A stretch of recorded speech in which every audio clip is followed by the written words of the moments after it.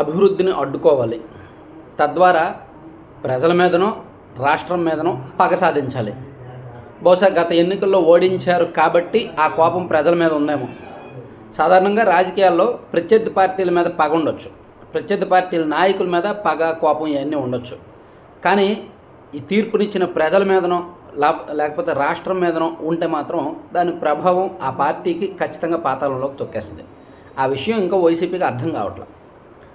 అంటే 4 మంచి మాటలు చెప్పేవాళ్ళు ఆ పార్టీకి పనికిరారు. మంచి మాటలు చెప్పే ఉమ్మారెడ్డి వెంకటేశ్వర లాంటి వాళ్ళని, ధర్మాన ప్రసాదరావు లాంటి వాళ్ళని, మేకపాటి రాజమోహన్ రెడ్డి గారు లాంటి వాళ్ళని, అండ్ ఆయన ఎవరు సీనియర్ బాలినేని అండ్ మోపిదేవి వెంకటరమణ గారు, అంటే ఆ పార్టీలో మొదటి నుంచి ఉన్న సీనియర్లు చాలామంది ఇప్పుడు ఎందుకు ఆ పార్టీలో యాక్టివ్గా ఉండట్లేదు?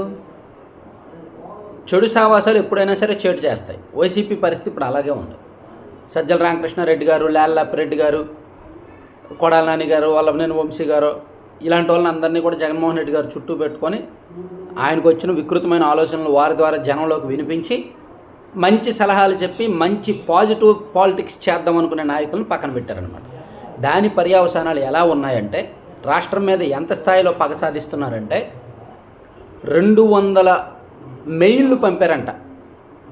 రాష్ట్రంలో పెట్టుబడులు పెట్టొద్దు, బాండ్స్ కొనుగోలు చేయొద్దు అని. ఏపీఎండిసి ద్వారా దాదాపుగా 9,000 కోట్లు, అంటే ఏపీఎండిసి బాండ్లు తాకట్టు పెట్టి 9,000 కోట్లు రుణం తీసుకోవడానికి ప్రభుత్వం 3 నెలల కిందట ప్రయత్నించింది. అది సక్సెస్ అయింది. అయితే దాన్ని అడ్డుకోవడానికి, ఆ 9,000 కోట్లు రాకుండా చేయడానికి వైసీపీ శతవిధాలా ప్రయత్నించింది.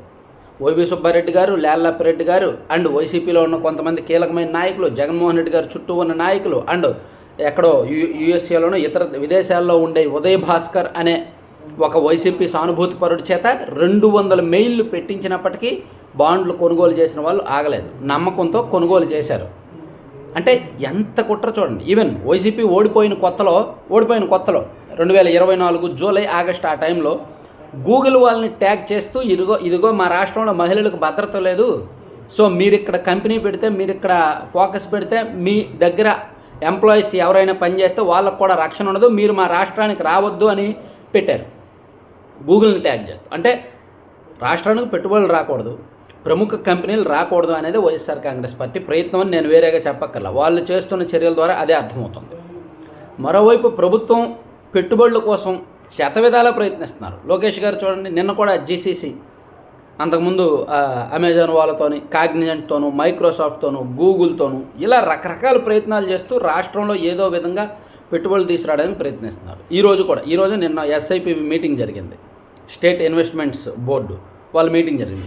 ఇప్పటికి 8 సార్లు మీటింగ్ పెట్టుకొని సుమారుగా 7.5 లక్షల కోట్ల పెట్టుబడులు వచ్చేలాగా ఒక మార్గనిర్దేశం చేసి కొన్ని ఒప్పందాలు చేసుకొని, అంటే ఒక పాజిటివ్ పరిపాలన వైపు ప్రభుత్వం వెళ్తుంటే, ఒక యజ్ఞం చేస్తుంటే, ఎందుకంటే 20 లక్షల ఉద్యోగాలు ఇవ్వాలనేది వీళ్ళు ఎన్నికలకు ముందు లోకేష్ గారు ఇచ్చిన హామీ. 20 లక్షలు కాదు కదా, కనీసం అందులో 10 లక్షలు జెన్యూన్ ఉద్యోగాలు ఇచ్చినా సరే ప్రభుత్వానికి ఢోకా ఉండదు, యువతలో నిరుద్యోగుల్లో ఒక పాజిటివ్ వస్తుంది. సో దాన్ని అడ్డుకోవాలి అంటే పెట్టుబడులు రాకూడదు, కంపెనీలు రాకూడదు, పరిశ్రమలు రాకూడదు, వీళ్ళు ఇచ్చిన హామీ నెరవేర్చకూడదు అనే ప్రయత్నంలో భాగంగా ఒకవైపు కంపెనీలు రాకుండా, పెట్టుబడులు రాకుండా వాళ్ళకి మెయిల్ చేస్తున్నారు. అలాగే 9,000 కోట్లు రుణం వస్తే వీళ్ళు మళ్ళీ సంక్షేమ పథకం అమలు చేసేస్తారు. సంక్షేమ పథకం అమలు చేసేస్తే, వీళ్ళు ఇచ్చిన హామీలు అమలు చేసేస్తే మళ్ళీ ప్రజల్లో వీళ్ళకి పట్టు పెరుగుద్ది. దాన్ని అడ్డుకోవాలి అంటే వీళ్ళకి 9,000 కోట్లు రాకూడదు. అలా రాకూడదంటే అవతల వాళ్ళ దగ్గర పుల్ల పెట్టాలి. సో అందుకని వాళ్ళకి మెయిల్ పంపించాలి. ఇలా అప్పులు పుట్టకుండా, కంపెనీలు రాకుండా, పెట్టుబడులు రాకుండా ప్రయత్నం చేయడాన్ని ఏమనాలి? కక్ష సాధింపు అనాలా వద్దా? పగ సాధిస్తున్నారు అనాలా వద్దా? రాజకీయాన్ని రాజకీయంగా చేయాలి. ఎస్, రాజకీయం చేయొచ్చు. ఇదిగో వీళ్ళు రైతులకు ధర ఇవ్వట్లేదు, ఓకే. యువతకు ఉద్యోగాలు ఇవ్వట్లేదు, ఓకే.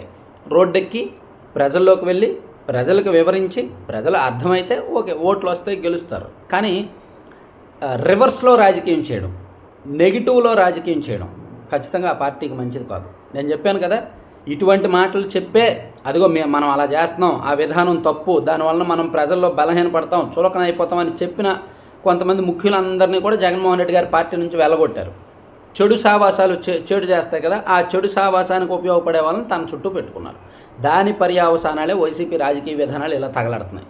దాని పర్యావసానం, దాని ఫలితంగానే వైఎస్ఆర్ కాంగ్రెస్ పార్టీ ప్రజల్లో మరింత బలహీనపడుతుంది. ఓడిపోయిన తర్వాత ఏదైనా పార్టీకి సింపతి రావాలి, సానుభూతి రావాలి, జనంలో పట్టు పెరగాలి, ప్రభుత్వ వ్యతిరేకత వాళ్ళకు అనుకూలంగా మారాలి. కానీ ఈ 1 ఇయర్లో వైసీపీకి ఏమి 1% కూడా రాకపోవడానికి రీజన్ అదేనమాట.